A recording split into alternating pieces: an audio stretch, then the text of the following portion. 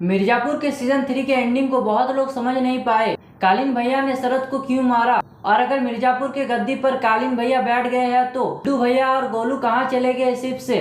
तो इन सब पर क्वेश्चन मार्क लगा हुआ है। उसी सब का जवाब मैं इस वीडियो में देने का कोशिश करूंगा और एंडिंग को और पोस्ट क्रेडिट सीन को एक्सप्लेन करने वाला हूँ। तो वीडियो बहुत ही ज़्यादा इंटरेस्टिंग होने वाला है। और आप सबसे एक रिक्वेस्ट है, जिसने भी मिर्जापुर सीजन 3 नहीं देखा है पहले जाके देख लो, उसके बाद देखो, क्योंकि इस वीडियो में बहुत ही ज़्यादा स्पॉइलर होने वाला है। तो चलिए वीडियो को स्टार्ट करते हैं। तो डिम्पी एक सबूत देती है सीएम मैडम को, यानी माधुरी भाभी को, जिसमें एक वीडियो होता है और इस वीडियो में बताया जाता है कि माधुरी के पिताजी को किसने मारा है। तो जब वीडियो प्ले होता है तो उसमें दिखाया जाता है कि माधुरी के पिताजी को शरद ने ही मारा है। तो माधुरी अर्जेंट शरद को बुलाती है और कहती है कि तुम मुझसे क्या छिपा रहे हो। तब शरद बोल देता है कि कालीन भैया जिंदा है और मेरे पास है और सेफ है, जिसे सुनकर माधुरी एकदम से शॉक हो जाती है और कहती है कि मुझसे अर्जेंट मीटिंग करवाओ कालीन भैया का। और किसी को नहीं पता होता है कि कालीन भैया जिंदा है। शरद को पता होता है, उसके माताजी को और कई लोगों को पता होता है कि कालीन भैया जिंदा है, नहीं तो किसी को ही नहीं पता होता है। तब शरद कालीन भैया को जाके बोलता है तो कालीन भैया बोलते हैं कि मैंने एक बार माधुरी पर भरोसा करके देखा है। उसके बाद हमें नेक्स्ट सीन में दिखाया जाता है कि झरने के पास कालीन भैया खड़े होते हैं और वहां पर ही माधुरी मिलने आती है। कालीन भैया कहते हैं कि मैंने वचन दिया है शरद को कि मिर्जापुर के गद्दी पर शरद ही बैठेंगे। तब माधुरी कहती है कि आपने वही किया है ना जो आपको सही लगा है। और माधुरी ये भी बोलती है कि अगर आपको गुड्डू पंडित चाहिए तो वो हमारे हिरासत में है और आपका परिवार भी हमारे हिरासत में है। अगर आपको फैमिली और गुड्डू पंडित चाहिए तो आपको वही करना होगा जो हम बोलेंगे। और कालीन भैया एक बैठक रखते हैं जिसमें सभी बाहुबलियों को बुलाया जाता है, क्योंकि उसमें अनाउंसमेंट किया जाएगा कि मिर्जापुर के गद्दी पर कौन बैठेगा। सभी बाहुबलियों को बुलाया गया था क्योंकि उस मीटिंग में कालीन भैया एंट्री मारने वाले थे और सभी को बताने वाले थे कि द किंग ऑफ मिर्जापुर शरद शुक्ला होने वाले हैं। ऐसा शरद को लग रहा होता है, लेकिन होता कुछ ही और है जो कि मैं आगे बताऊंगा। इस मीटिंग में सभी बाहुबली मौजूद होते हैं सिवाय गुड्डू पंडित के, क्योंकि वो तो जेल में है। और वो क्यों जेल गए हैं ये आपको सीजन 3 देखने के बाद ही पता चलेगा। और मनोहर भाई बोलते हैं कि जब तक इस कुर्सी का दावेदार नहीं मिल जाता तब तक पूर्वांचल पर पश्चिमी का कंट्रोल रहेगा। और अगर इस सीन में आप शरद को नोटिस करोगे तो शरद ने भी नया नया कपड़ा पहना है, एकदम कालीन भैया जैसा, क्योंकि शरद को लग रहा होता है कि अगला किंग ऑफ मिर्जापुर शरद होने वाला है। और तभी कालीन भैया का एंट्री होता है, जिसे देखकर सभी गुंडे लोग शॉक हो जाते हैं और सभी सलाम करने लगते हैं। और यहाँ पर जो गुंडा चेक कर रहा होता है कि कोई अंदर गन ले जा रहा है कि नहीं, वो भी चेक नहीं करता है। मतलब कालीन भैया का भोकाल अब भी है। और कालीन भैया का जब एंट्री होता है तो कालीन भैया बोलते हैं कि सावधान रहना चाहिए, हम किस पर भरोसा कर रहे हैं, कभी कभी फरिश्ते भी शैतान के रूप में मिल जाते हैं। तो कालीन भैया डायरेक्ट इंडिकेट कर रहे थे शरद को, क्योंकि जब कोई मरता है तो और उसे कोई बचा लेता है तो वो किसी फरिश्ते से कम नहीं माना जाता है। और कालीन भैया जब मर रहे होते हैं तब उनको बचाता है शरद। इसीलिए कालीन भैया बोलता है कि फरिश्ते के रूप में शैतान भी मिल जाता है और शरद किसी शैतान से कम नहीं है, वो बहुत ही ज्यादा चालाक है। और कालीन भैया को उसने बचाया है अपने लाभ के लिए ही, जो कि कालीन भैया को पता चल गया होगा। फिर कालीन भैया बोलते हैं ये गद्दी, ये परंपरा। और जब ये लाइन बोलते हैं तो ऑटोमेटिक गूज़बम्प्स फील होने लगते हैं, शरीर के रोंगटे खड़े हो जाते हैं। कालीन भैया का कुछ सेकंड का सीन बवाल मचा देता है और कालीन भैया कुछ मिनट स्पीच देते हैं गद्दी को लेकर और बोलते हैं कि अगला किंग ऑफ मिर्जापुर शरद होंगे। और इससे शरद बहुत ही ज्यादा खुश हो जाते हैं और गद्दी पर बैठने ही वाले होते हैं। तब कालीन भैया बोलते हैं हमें दुख है कि तुम आखिरी किंग ऑफ मिर्जापुर होंगे, और कालीन भैया गोली मार देते हैं।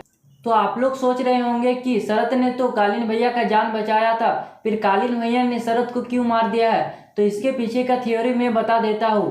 तो जब कालीन भैया माधुरी से मिला था तो माधुरी ने कहा था कि तुम्हारा फैमिली और गुड्डू पंडित हमारे हिरासत में है, तो हम जैसा कहेंगे आपको ऐसा ही करना होगा, ऐसा बोला था माधुरी ने कालीन भैया को। तो हो सकता है ये माधुरी ने बोला होगा।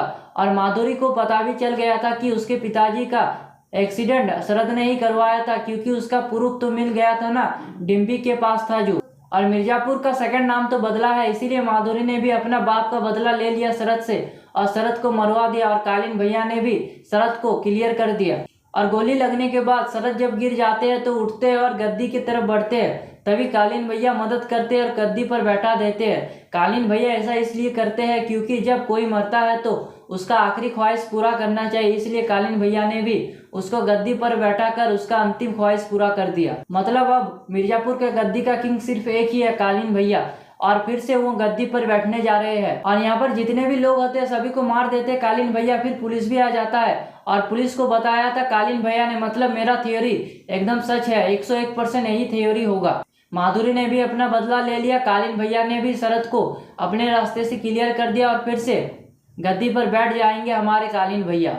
और उसके नेक्स्ट सीन में हमें दिखाया जाता है बीना को, जो कि मिर्जापुर जा रही होती है और सोच रही होते हैं कि अब मिर्जापुर तो हम ही राज करेंगे, लेकिन उनको खबर नहीं था कि कालीन भैया अभी जिंदा है। तभी बीच रास्ते में गाड़ी को रोका जाता है और जब बीना को कालीन भैया से मिलवाया जाता है तो बीना एकदम से शॉक हो जाती है, क्योंकि बीना को लग रहा होता है कि कालीन भैया मर गए, लेकिन कालीन भैया अभी जिंदा है। और बीना को यह डर सताने लगता है कि अगर कालीन भैया जिंदा रह गया तो मैं राज कैसे करूंगी मिर्जापुर पर। और मैंने माइक लगाना भूल गया था और आधा वीडियो शूट होने के बाद मैं माइक लगा रहा हूँ, लेकिन मेरा ऑडियो ठीक आया था। मैंने माइक को ज़्यादा दूर नहीं यहाँ पर ही रखा था। और जब कालीन भैया गुड्डू से मिलने जाता है तो गुड्डू जेल से फरार हो जाता है जेपी यादव और गृह मंत्री की मदद से, और सीधा फरार होकर एक शिप पर जाके बैठता है जहाँ पर गोलू गुड्डू का इंतज़ार कर रहा होता है और वहाँ पर ही दोनों मिलते हैं। और उसके बाद सीज़न 3 को ख़त्म कर दिया जाता है। लेकिन आप ख़त्म कर देने के बाद मोबाइल बंद मत कर देना, क्योंकि इसके बाद ही फिल्मों में जैसा होता है ना पोस्ट क्रेडिट सीन, वैसा ही मिर्ज़ापुर सीज़न 3 में भी पोस्ट क्रेडिट सीन है, जिसमें ऐलान किया जाता है कि सीज़न 4 का विलन कौन है और सीज़न 4 में क्या ही बवाल मचने वाला है। पोस्ट क्रेडिट सीन में उस बंदे को दिखाया जाता है जिसको मेरे आंखें पूरा सीज़न 3 में देखने को नहीं मिला, और वो देखकर मेरा आँख क्या मैं भी शौक हो जाता हूँ। तो गैस करो कौन हो सकता है। तो मैं बता देता हूँ, मकबूल मियाँ, जो कि कहीं पत्थर तोड़ रहे होते हैं और उसे बुलावा आता है, और बुलावा कौन देती है? बीना भाभी। मतलब आज समझ सकते हो कि बीना भाभी तो बिल्कुल भी खुश नहीं है कि कालीन भैया जिंदा है, इसीलिए कालीन भैया को मरवाने के लिए मकबूल मियाँ को बुलाया गया है। और उसे बुलाने कौन आती है? जो बीना के घर में एक नौकरानी होती है वो, उसको भी आप कम मत समझना। मतलब सीज़न 4 में हमें मकबूल वर्सेस कालीन भैया देखने को मिलेंगे। और अगर कालीन भैया गद्दी पर बैठ गए हैं तो गुड्डू और गोलू कहाँ फरार हो गए हैं शिप पर बैठकर? तो मुझे लगता है वो कहीं अंडरग्राउंड रहने गए हैं, क्योंकि अभी माहौल गर्म है। जैसे ही माहौल ठंडा होगा गुड्डू पंडित फिर से आएगा अपना गद्दी लेने के लिए। गुड्डू पंडित तो इतनी आसानी से चुप रहने वालों में से तो है नहीं। और बीना भी संपर्क करेगी गुड्डू और गोलू से और प्लान बनाएगी कि कालीन भैया को कैसे मारना है।